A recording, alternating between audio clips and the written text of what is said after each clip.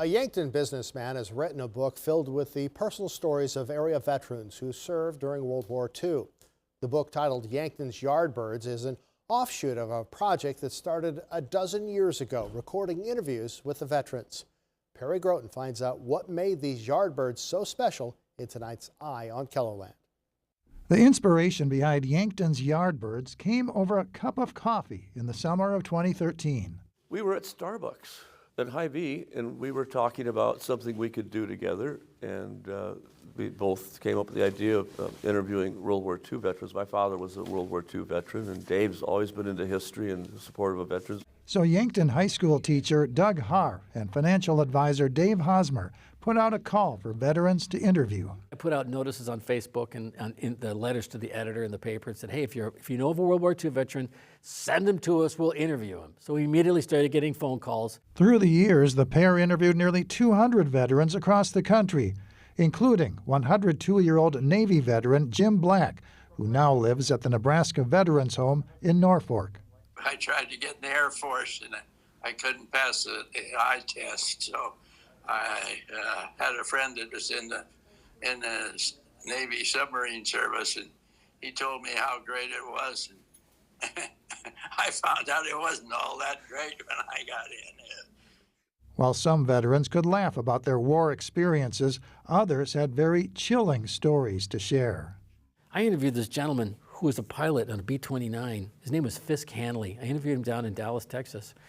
And he flew B-29s, and they would drop incendiary bombs over Tokyo.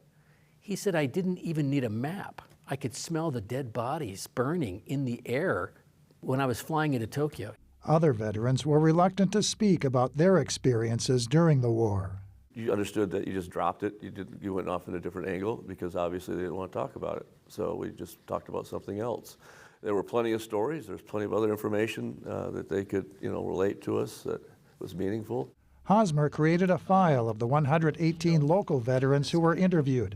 Their stories are now going into his new book, Yankton's Yardbirds.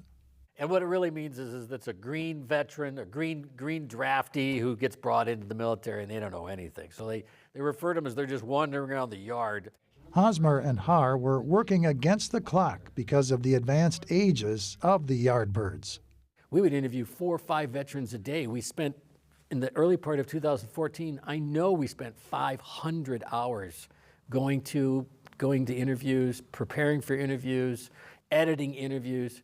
Hosmer says he's glad that his book will be able to preserve the memory of so many people from Yankton who served during World War II.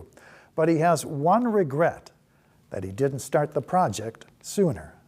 I met all these great people, and they're all dead.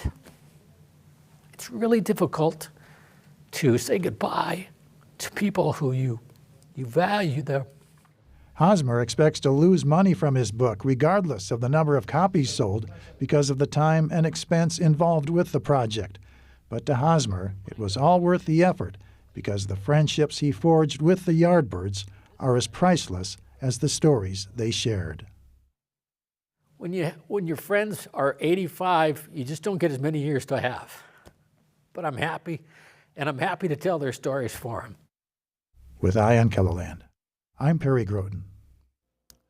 Hosmer's book is due to be released in June. It focuses on the veterans who served in the Pacific Theater of World War II.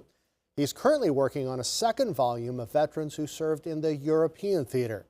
Now, if you'd like to pre-order a copy of Yankton's Yardbirds, we have a link to Hosmer's email address with this story on KELOLAND.com.